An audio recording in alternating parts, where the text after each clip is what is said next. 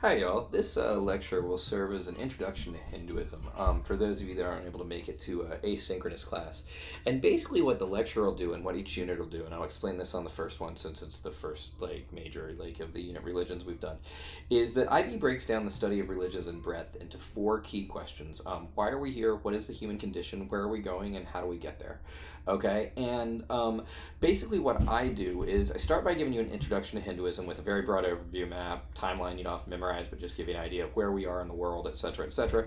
And then what I do is I break down in very, very, very broad detail the four key questions after that. Why are we here? What is the human condition? Where are we going? And how do we get there? Then what I do from there and what we do throughout the course of the unit is we go through and we systematically go through each of those in depth, right? So we'll go back into why are we here and we'll talk about creation stories and we'll talk about what Hindus believe about that, and then we'll talk about what is a human condition and we'll talk about how puja works and how what our job on this earth is, and then we'll talk about where are we going, and we'll talk about reincarnation, and we'll talk about the possibility of the Atman and Brahman, and we'll talk about how do we get there through the caste system or from back in the day or more of the Margas from today and stuff along those lines, right? And so this gives you a broad overview, and then each one will go through as we do, if that makes sense. And I won't repeat that each time. I just wanted to tell you and explain to you how it was going to work for the very first lecture here. Okay, so, and now if we're in class, I would ask you, what do you know about Hinduism? Have you guys talk about it some? Show you some, statuary and various other things like that. Since we're not in class and that doesn't fall into essential learning, we'll just begin by telling you that what you're looking at, if you're not aware of this, is the closest thing Hinduism has to a symbol, and that would be the symbol of Om. And Om is a sacred primordial sound, sometimes by people said to split the universe, other times said to focus meditation, etc., etc. And so if Hinduism has a symbol, that is it. So if you ever see that and you're looking at religious symbols, that is Om right there, O-M or A-U-M. Now, next part, just for the record, this is India. It is big. It is a subcontinent. It is the home of three major religions, one of which we don't talk about, as well as tons of other religions, but Hinduism, Buddhism was actually founded in India, though it pretty much doesn't exist there anymore today for the most part, and Sikhism. There it also has all the other religions into it. India and the United States are actually probably considered by most religious scholars to be the most religiously diverse countries in the world, and some of the few countries in the world where you actually find little bits of pretty much every major religion, as well as a bunch of minor religions going as well as a result a bunch of weird cults and stuff along those lines too, because there's lots of religion and there's lots of religious fervor and there's lots of religious freedom. As I said, it's large. It's a subcontinent. It's been somewhat divided. We'll be talking about India quite a lot. Some of you have been there. If you have, activate prior knowledge and enjoy it. For those of you that haven't, it's pretty cool. I'd recommend going at some point. Now, the next three slides literally just give you a very, very, very, very, very broad timeline. This is not something I want you to write down. This is not something I want you to memorize. This is something I'm going to click through in about 10 seconds to 15 seconds a slide, but I want you to have an idea of where we are in the world and in civilization and in time at this point. So Hinduism is the world's oldest religion, goes way the heck back. I'm going to argue that we can get it back to more like 15,000 BCE if we really try, but at least 8,000 BCE. And as you can see, it's had various kind of movements through it. It has various texts written down in their present form. The Mahabharata, though, is probably an oral tradition that goes way back further than that. Then, it mixed with Islam to a certain extent when Muslim invasions began. It dealt with Buddhism and stuff like that. And then the really kind of modern history of Hinduism, which dovetails pretty much perfectly with the modern history of India, which is why I said that, is one of documenting, kind of what happened after Britain got there in the Mughal Empire, and then how the West did various things and stuff like that. And then finally, as the world's largest democracy, which is what India currently is, continues to grapple with issues of nationalism, as well as its diverse religious cultures and stuff like that. We'll talk at the end of this about Modi and the BJP and stuff along those lines. Okay, So here's your like very, very, very basic overview, okay? Hinduism is the oldest of the world's major religions, okay? As I said, I think we can get it back to about 15,000 BCE if we try really hard, and depending how you define Hinduism and stuff like that. Some people would say only 6 to 8. Either way, you're looking at 10,000 to 20,000 years old, etc., etc., and it's the oldest one that's still being practiced today. Because of, now I would say this is internal diversity, but this always does come up because I have some kids that are like, I'm Hindu and like I only know parts of this, or only things like this, or I do things very different, or blah, blah, blah, blah. Well, there's an argument that it really should be like 3 to 5 different religions. But really what Hinduism originally meant when the Western imperialists, British and French got there was basically everything that was not like Judaism, Christianity, and Islam. And then they figured out Buddhism and they lumped like Hinduism as like everything else, right? Like, so like, that, not saying that's what it ended up being, I'm saying that's where it was in the like, that's defined by the Western imperialists in the early 1800s or so. And so you could argue different things about it having such internal diversity. It could be different religions. I don't think it does. I think it's just internal diversity, but I always like to point that out. There is no known specific founder. It goes far enough back that like nobody could get there. You couldn't even get to a like theoretical one, right?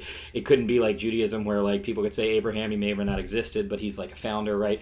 Now for Hinduism, there's not even that. It's just kind of always been there. It's the third largest religion by people in the world today. A lot of this has to do with the fact that India's got a lot of people in it.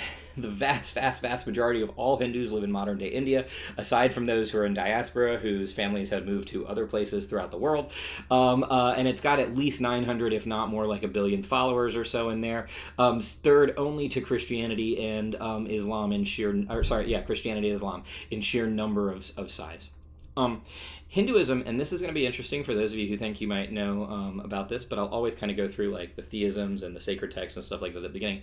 But Hinduism is a monotheistic religion, okay? As any modern Hindu will tell you, all these representations, all these various gods, right, are just representations of like one God who is in everything all around us, but we couldn't comprehend them. To be honest, and most of your Eastern religions get to this, they say, there's no point to try to define God. It makes absolutely ridiculous sense. We couldn't comprehend him if we wanted to. He's way bigger than the human brain, etc., etc. So like what a modern Hindu would argue is that like, all these various gods, quote unquote, that you see in like this that make people think that, hey, this is a polytheistic religion are actually just like versions of the same God, if that makes sense, making it actually monotheistic. I would also argue, and this is one of your vocab words you may or may not remember from the intro, that it's somewhat pantheistic, and that means that like God can be in little bits of everything, because there can be like gods of almost everything in parts of Hinduism and stuff like that, and it has polytheistic traditions from back in the day, but it is a monotheistic tradition. It believes in reincarnation after death, okay, for the vast majority of people. You can break out of the cycle, that's the ultimate goal, but it generally believes in reincarnation after death, and it believes that the soul is one impermanent, unbreaking thing known as the Atman, okay? That might seem like common, hey, don't all religions believe that? No, they don't. No, they don't. That's why I put that on there. We'll get to that as we go through other religions, right?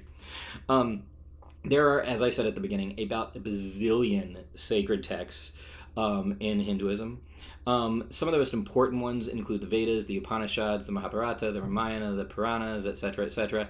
By the way, for those of you that actually like speak like Hindi or some dialect that's like in India, or have parents who do or something like that, I apologize in advance. Though my wife is Indian and technically my kids are half Indian, it doesn't mean I can pronounce a damn thing. And it's about to be like, Doran Butcher's Hindu words class for like the next like 2.5-3 weeks. Don't worry, for those of you that don't have experience in Hindu words, once we get to Taoism, we'll get to experience Doran Butcher's Chinese words class. So I'll do my best here, but please excuse my pronunciations. I can never say Ganges correctly and stuff like that, etc., etc., at least not from my point of view. Anyway, you have things like the Vedas, you have the Upanishads, you have the Mahabharata, which actually has the Bhagavad Gita as like excerpted out of it. You have the epic story of the Ramayana, you have the Puranas, which are the stories of the gods, and those tales, etc., etc. Almost anything ending in a sutra that's not Buddhist is Hindu and is some type of sacred text. And so, like, anything works within that. Hinduism has one of the most broad interpretations of what could be a sacred text ever. The other thing Hinduism has going for it is, like, there are certain, like, oral traditions that have been passed down because it is so old. We'll watch part of this on a video at the end of the week. But there are certain oral traditions, because it is so old, being passed down that actually are in no known language that you couldn't even write down, that are also considered sacred texts, right? Holy sites within Hinduism, generally a lot of them tend to be nature based, as we'll talk about, because it being an early religion, and a lot of things like literally being like, hey, we need the religion in order to make the world work. Like there's actually like beliefs in early Hinduism that if you don't do the chant the right way, the sun won't come up, right? So therefore, like various big nature things. So like the Ganges, Mount Meru, which is a fictional mountain that is like what was I gonna say? That Sorry, I got a bit muddled there as my dog and kid run around upstairs against the joys of teaching and how Meru, which is like a fictional mountain that is actually like supposed to be the center of the cosmology for like a number of religions, including Jainism and Hinduism and Buddhism and stuff like that. Speaking of other religions to come out of India, like Jainism, completely missed that one when I was talking about native religions native to India earlier. You got Mount Kailash, which is one of the sacred mountains, and then the most sacred city actually in Hinduism is a city by the name of Varanasi, which actually, quick side note, I was supposed to go to with my father-in-law 3 years ago, and the trip got canceled, and I'm absolutely devastated because I really wanted to go to Varanasi because I think it would be absolutely amazing. But that's another story for later. Key really holy days in Hinduism include Diwali, which is actually coming up. We'll talk about that. I can tell you some funny stories about how Diwali is celebrated in my house. Holi, which is also like a holiday festival of colors in the spring, and then Janmashtami, which is actually the day that Lord Krishna left the earth. It's not as like known in traditional Hindu holidays, but it's important in the like actual like in the cultural part, but it's actually really important in their like religious practice, if that makes sense.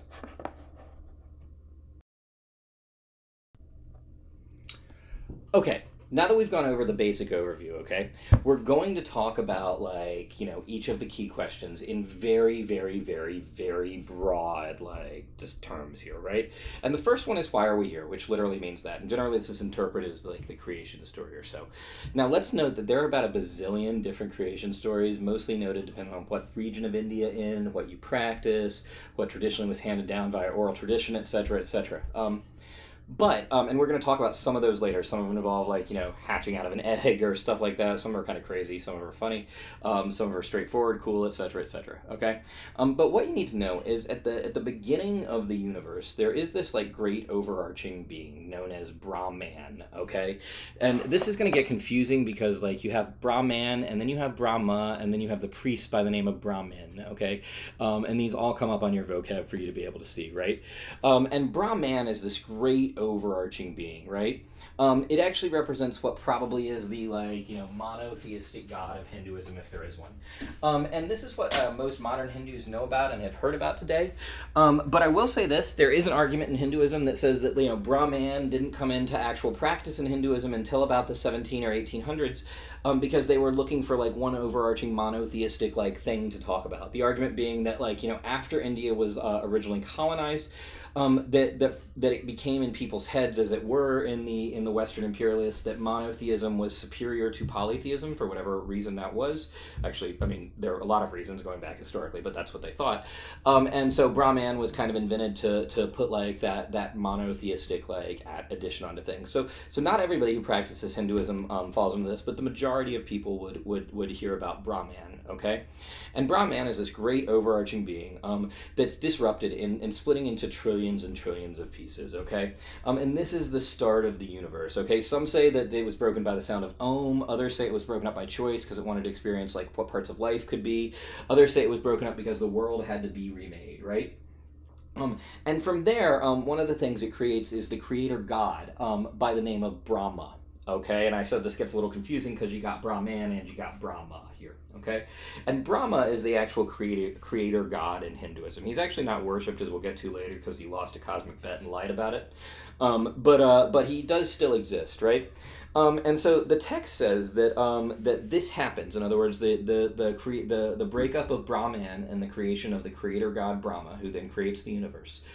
This happens every either 4.1 or 8.2 billion years, depending on how you interpret the text. What the text says is that this occurs, that it's 4.1 billion years, which is a day in the life of Brahma, but like, do we mean day or night? And if we mean day or night, that means 8.2 billion years. Some people say it's 4.1 billion years, and then the universe sits there for 4.1 billion years. Some people say it's flat out 8.2. Others just go with the original 4.1. The regardless is that much like the soul and life is cyclical in Hinduism, the universe is also cyclical in Hinduism, right? So Brahma breaks up, okay? Brahman breaks up. Brahma creates the universe, right? and this happens over and over again. And he divides it into epochs or yugas, okay? And each yuga is like a passing age within humanity, and they're not equal. Okay, so if you go with like the 4.1 billion interpretation, it's not like it's 1 billion, 1 billion, 1 billion, 1 billion, and change each. They're actually like through some weird mathematical formula, like exponentially get shorter. Okay, or so. And basically, as each yuga passes, humanity is degraded, and like the overarching problems of the world continue to accumulate, and eventually, we're gonna have to destroy it and remake it, right? And so we are currently a few thousand years into the Kali Yuga, which is the last Yuga. And we've got several thousand more years left, but eventually humanity and the world will get so corrupt that the Destroyer God, or the Destroyer of Evil, because I don't really love the Destroyer God, that makes people think he's a bad guy, and he's not a bad guy, but the Destroyer God by the name of Shiva, and let's get this right, this is Shiva, not Shiva. Don't pronounce it Shiva, you'll just sound like a fool at this point from here on out. Okay, so this is Shiva. Shiva comes and will destroy the world, and then it'll be remade again. Same way. We could be on the first iteration of this, we could be on the 87,000th iteration of this, we could be on the 15th iteration of this. We have absolutely no clue whatsoever. But that's an idea of why are we here. Okay, the next key question is what is the human condition? Okay, and the human condition is that the millions and pieces, and again, this is an overarching in text. You can find multiple different versions of internal diversity on this, but if I overarchingly bring the broad human condition here, it's that the millions of pieces of Brahman that were broken up became the Atman, or souls, okay, of all things, or all sentient beings, okay? These are things that can perceive and feel things, okay? Sentient beings is something that can perceive and feel things. But wait, as somebody always says at this point, but Doran, like, you know, we learned in bio from VB that, like, trees can feel and stuff like that. Yeah, lovely. That's cute. And that's probably 100% true. I'm not discounting bio at all. What I'm trying to say is that we're dealing with what the ancients believed people could, like sentient beings, like things that could perceive and feel, and they didn't see trees, much like chairs or stuff like that, perceiving and feeling things. So sentient beings do not include like flora and fauna. You can't be reincarnated as a rock. You can't come back as an amoeba even. That's not something that can like perceive things, etc., etc., okay? But the Atman are the trapped souls here, right? In those various sentient beings. And what's happened is that we're all trapped in this cycle. And it's a wretched cycle. It's a cycle of birth, life, death, and rebirth, right? And what's happened is that our Atman, our souls, have karma on them, okay? And karma is the action, is that whenever you take an action, okay, and you guys are probably aware of this, good or bad, that puts kind of something on your soul, as some people call it karmic dirt, right? So if you do a good thing, it does a good thing, like something good will happen. If you do a bad thing, something bad will happen, etc., etc., right? Because we don't have all good karma, we have some bad karma, we're stuck in this cycle of samsara, right? Which is like birth, life, death, rebirth, and it happens over and over again. As we'll talk about in a different, the goal is to break out of that cycle, okay? The goal is to break out of that cycle, get back, etc., etc., okay? But here's the important thing to keep in mind in Hinduism that's very, very, very different from your Western religions. Death in Hinduism or your Abrahamic religions, whatever you want to call them, sorry, I just want to make sure I got that right. Death in Hinduism is not seen as the negative, okay? It's not considered a bad thing to die. What's seen as the negative is rebirth, okay? If you're reborn, that means that you weren't able to cleanse the karmic dirt off you, and so therefore you didn't do everything good, and so you're back into this cycle of samsara, etc., etc. The comparison that's often made in some of the teachings is that, you know, the body is just kind of like an old like piece of clothes, and when you're done with it, you just discard it and then you move on. But like the rebirth is what you want to try to avoid by having done good things in life, etc., etc. So, as I said, every action, good or bad, affects things, and that goes on in the future. And the other thing is that, according to Hinduism, we're all interconnected, okay? This notion of interconnectedness is known as dharma. Much like you have confusing terms of Brahma, Brahman, and Brahmin, dharma is actually going to mean two different things in Hinduism, okay? And the first thing it means is this notion of interconnectedness, okay? And so, like, when you do something bad, it affects everything. Like, bad karma leads to the degradation of, like, the dharma of the world, etc., etc. And what happens is that the more and more people have done bad things. Remember I talked about how the world degraded eventually until it was destroyed by Shiva. The more and more people do bad things, and the more and more there's degradation, the more and more like we descend progressively into worse and worse yugas, and that's what leads to like the destroying and the necessary remaking of the world according to Hinduism.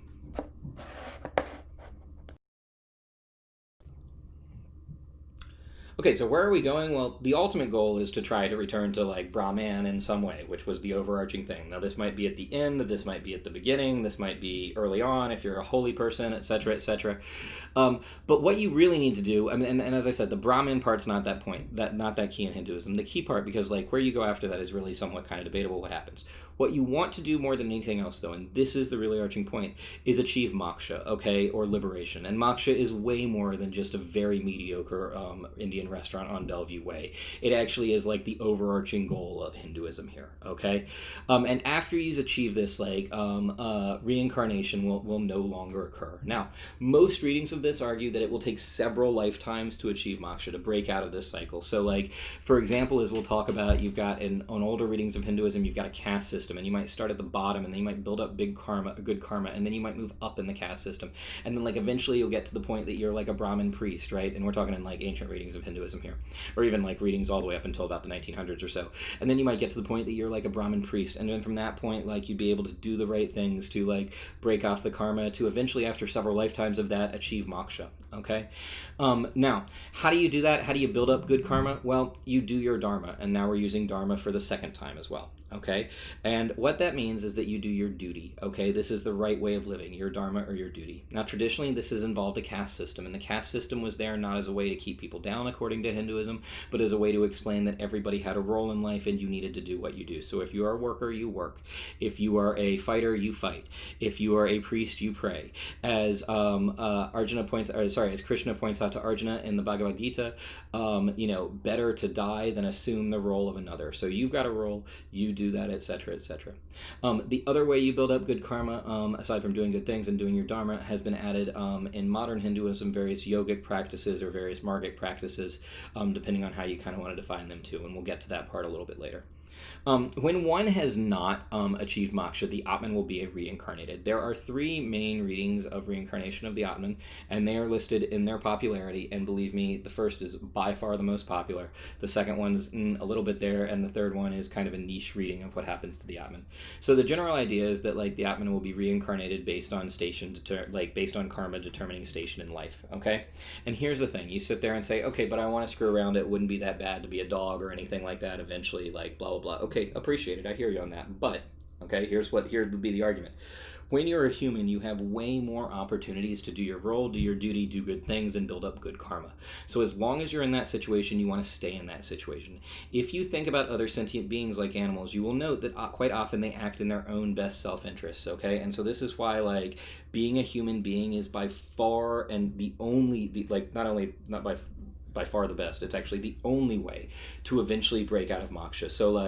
Break out of samsara and achieve moksha. So that is what you want, okay? And you want to do good things to be reincarnated based on their station in life.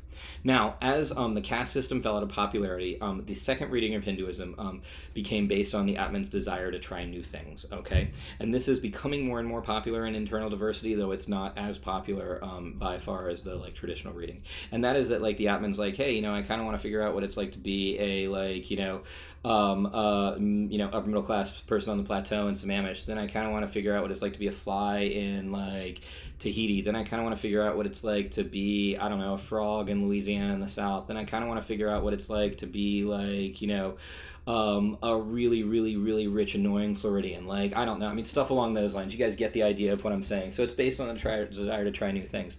And one thing that's clear on the reading is that you have 383,000 lives. So 383,000, okay, to do this.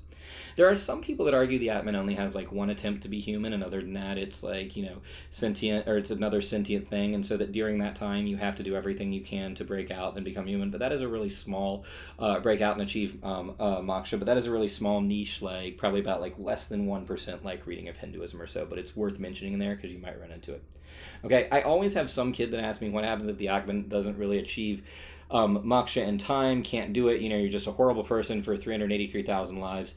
I've never really gotten a real good answer on this. I only put it in here because I always have some kid that asks, and the best we got was a Brahmin priest one time saying, he was like, well, it could be condemned to hell, it could be destroyed as unsocial, but there's really not a great answer. The expectation is that you do it. And that's what happens. You got that many chances, you're going to figure out how to do it. Like, we're all going to get there until we've got it done, right? Okay.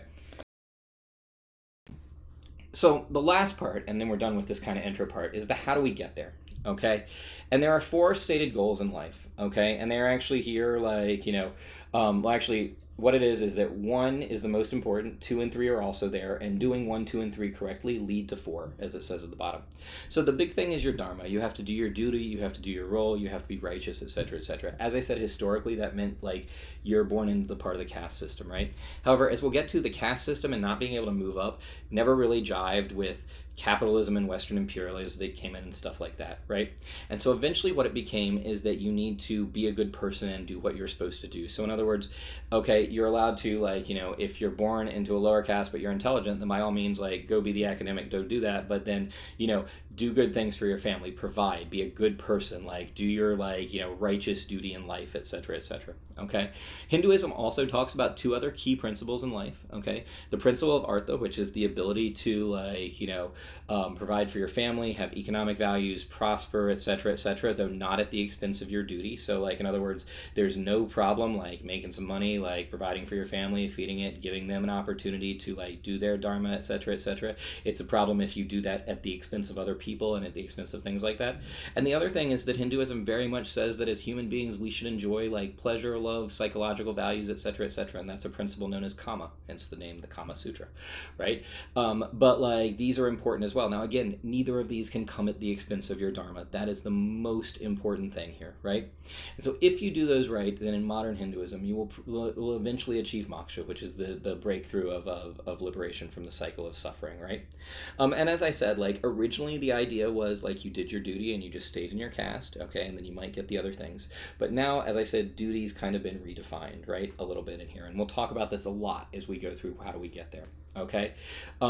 Eventually what that means is that people wanted to be able to, do dharma and move within caste and also move within their station of life, yet stay religious and still meet, like, the key values of Hinduism, right?